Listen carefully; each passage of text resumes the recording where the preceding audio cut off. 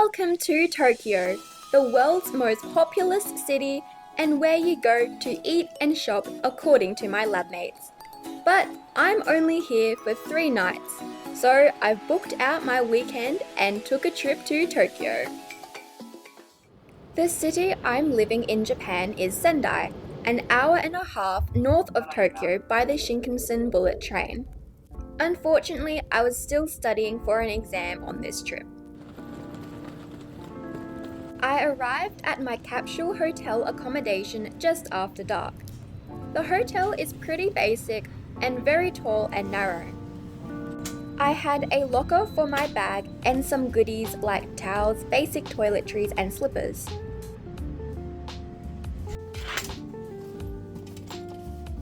The showers and sinks were in the same room as the lockers, and the beds, which we will see now, were on another level. The capsule floors were just the sleeping pods. The vibes were very sci-fi and very yellow. There were toilets on every floor.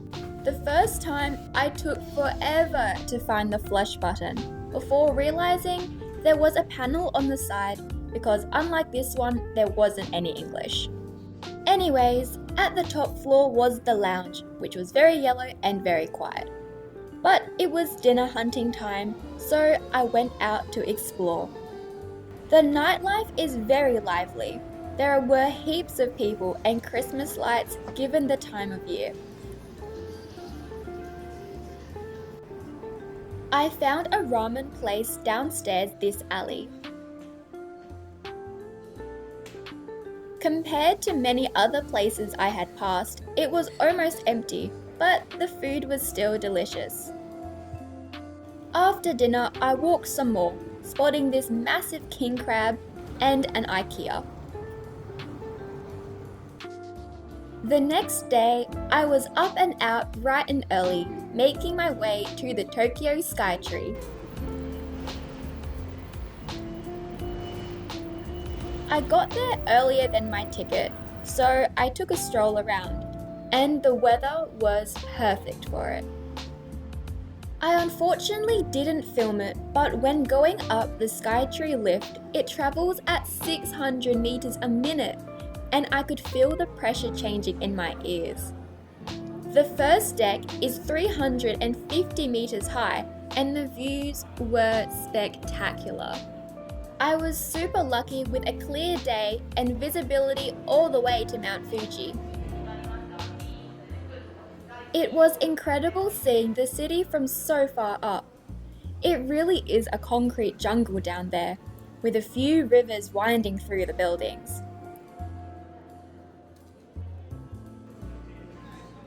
My ticket allowed me go to the highest viewing point, so up the lift we go again.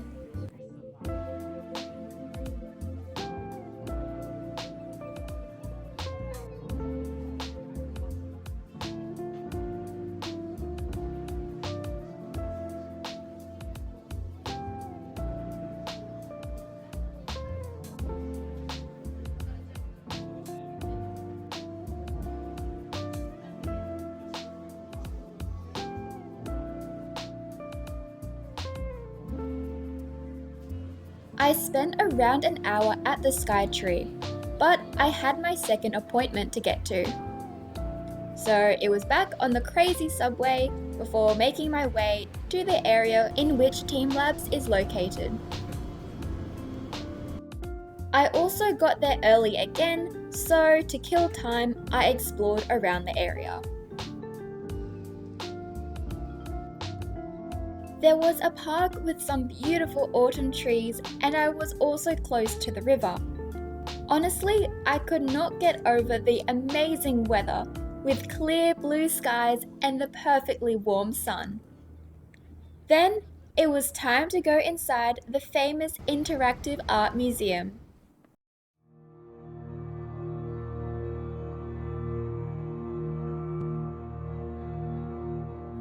The first section I explored was water, and the exhibits were breathtaking.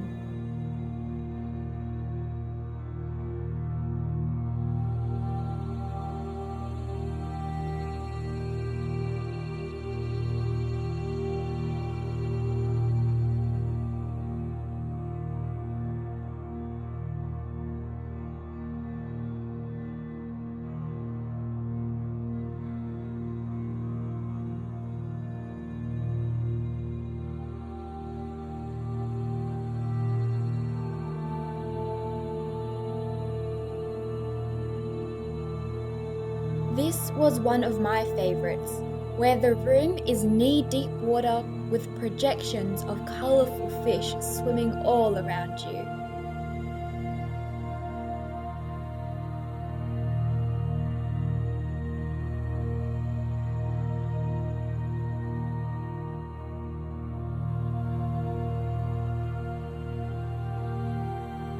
The bubble room was also so colourful and fun.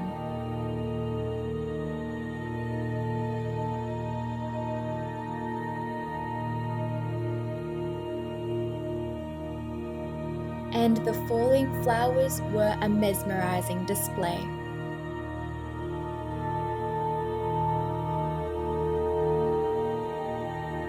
In this section, the projections were interactive, colourful, and whimsical.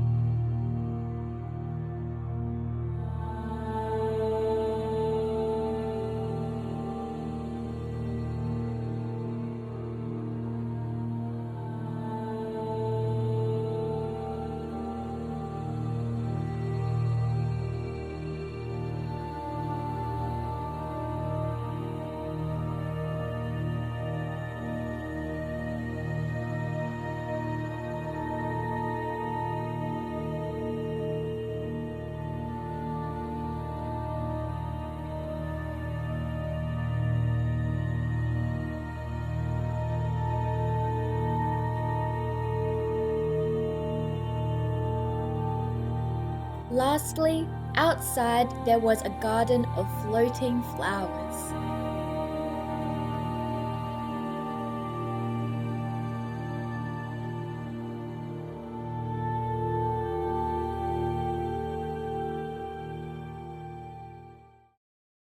After spending a decent few hours at Team Labs, it was lunchtime. I walked around and found a restaurant.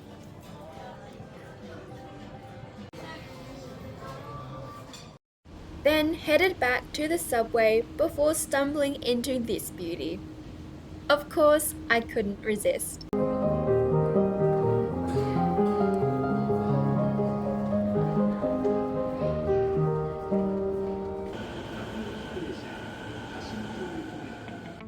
Once I got back to the area around my accommodation, I did some more exploring and found the most awesome art supply shop.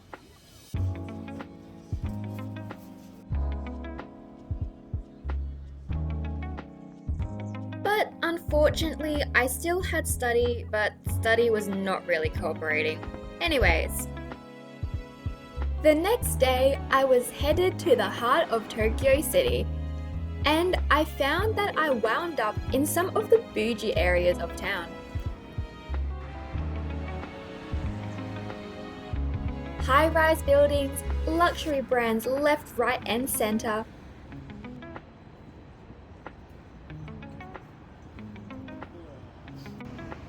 And something that took me a while to notice was the lack of power lines. Well, I was here to visit the Art Aquarium Museum, so after breakfast at Lawson, I headed up to the 9th floor of this building to the museum.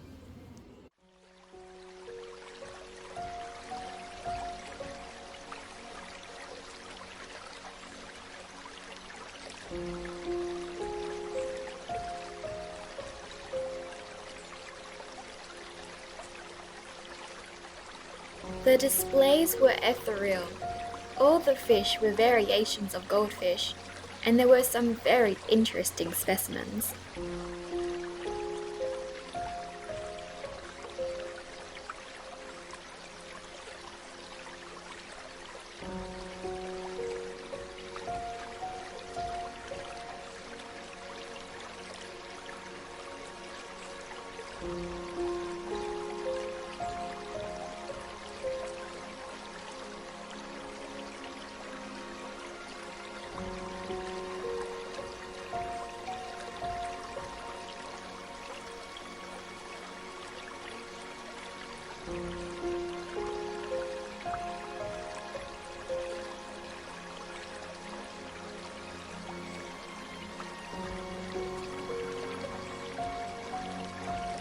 This was my favourite display, the waterfall tanks with goldfish inside.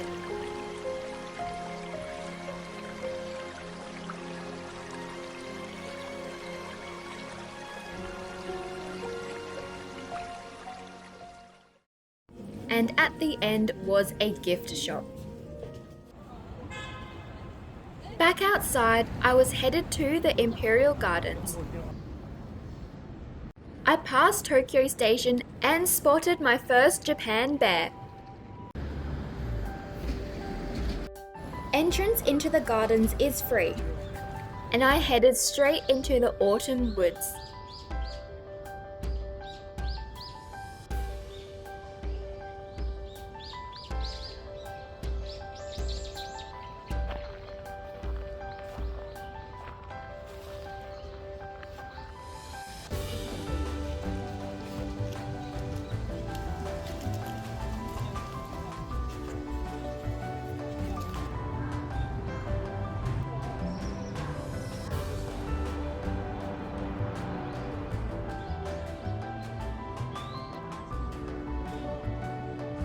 By the time I managed to find food, it was 3 p.m. and I was famished.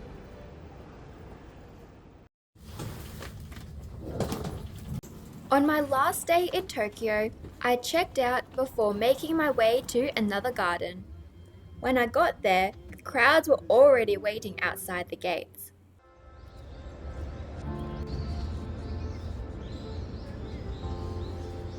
I decided to spend more time present and not behind my phone camera. So I didn't film much, but I promise the gardens did not disappoint.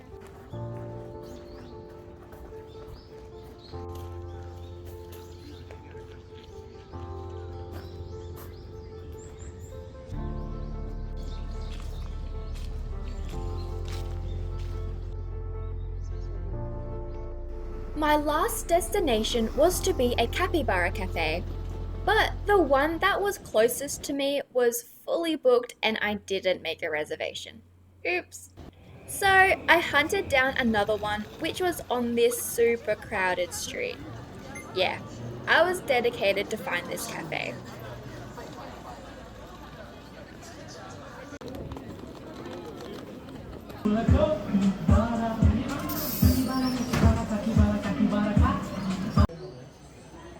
The cafe wasn't really a cafe, but a capybara onsen. The three fellas were very cute and we could pat them.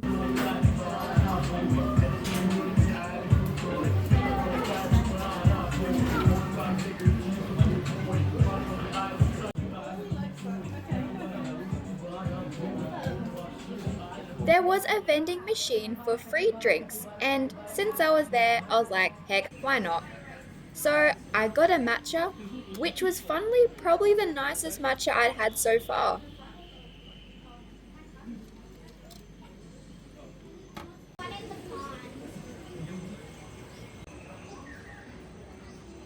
Before I left, of course, I had to get a selfie. Well, that marks the end of my trip to Tokyo. I hope you enjoyed as much as I did.